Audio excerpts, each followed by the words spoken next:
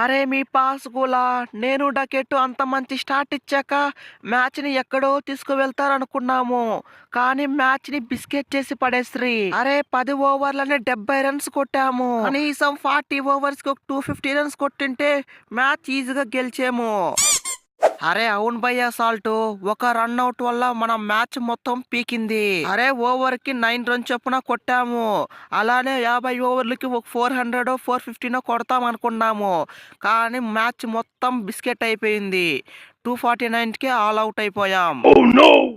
అరే what a batting అయ్యారు. వరుసగా 2 వికెట్లు పడినా సరే దంచి కొట్టావు. జస్ట్ 36 బాల్స్ కే 59 రన్స్, 9 ఫోర్లు 2 సిక్స్లు.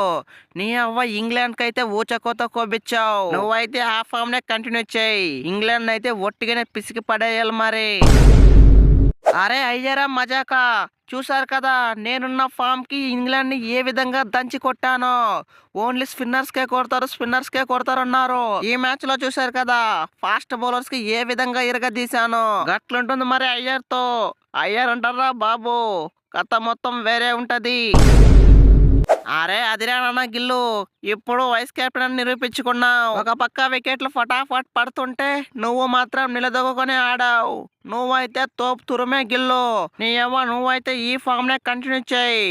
ఇక ఓడిఏల్లో రాబోయే కెప్టెన్ నువ్వే. అరే thank you so much Rohit అన్న. ఇక నువ్వు చెప్పావు కదా, ఇక చూసుకో రెచ్చిపోతాను. ఈ ప్రిన్స్ గిల్ ఏ విధంగా విజృంభిస్తాడో చూస్తారు. ఇది జస్ట్ ట్రయల్స్ మాత్రమే. ఇక ముందు ముందు మ్యాచ్ల్లో దంచి కొట్టుడే. అరే ఏంట్రా నాన్న గిల్లు, నీ సెంచరీ వల్లనే నేను వికెట్ పడిపోయా. పోతే పోని పిల్లగాడు సెంచరీ కొట్టుకోండి అనేసి సింగల్ తీద్దామని చూసా. అదేమంటే వాని చేతిలో పడి వికెట్ పడిపోతుంది. లేకపోయింటే 6 4 కొట్టి మ్యాచ్ ఈజీగా ఫినిష్ చేసేవాడిని. నా వికెట్ పడిపోయినా పర్లేదు, సెంచరీ అయినా ఫినిష్ చేస్తాడనుకున్నా. కానీ దరిద్రం మాత్రం నీ తలపై తాండవం చేసినట్టుంది. కానీ నెక్స్ట్ ఓవర్లోనే వికెట్ పడిపోయావు. బెటర్ లక్ నెక్స్ట్ టైం తంబి. అరే ఒక్క బ్యాటింగ్ లోనే కాదు, బౌలింగ్ లో కూడా మన పిల్లగాళ్ళు ఇరగదీశారు. అరే డెబ్యూటెడ్ మ్యాచ్ లే 3 వికెట్లు తీసుకున్నావు. What a bowling Harshit. కొంచెం ఎకానమీ ఎక్కువైనా పర్లేదు, మంచి బౌలింగ్ వేశావు. అరే thank you so much Rohit అన్న. ఇక మంచి మంచి ఛాన్స్లు ఇవ్వు. ఇంకా మంచి మంచి వికెట్లు తీస్తా. నానా అంటే ఫ్లవర్ కాదు, ఫ్లయింగ్ కిస్ అనేలా చేస్తా.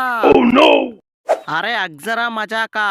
బౌలింగ్ లో ఒక్క వికెట్ తీసుకున్నా, బ్యాటింగ్ లో మాత్రం మిరగదీశా. జస్ట్ 47 బాల్స్ కే 50 రన్స్ కొట్టా. అది అగ్జర్ అంటే.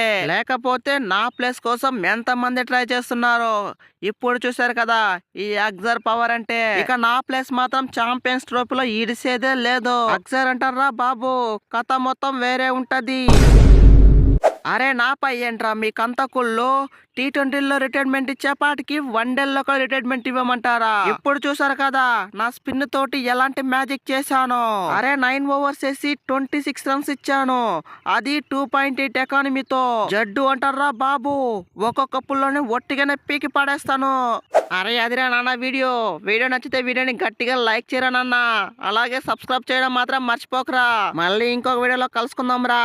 అంతవరకు టాటారా నాన్న.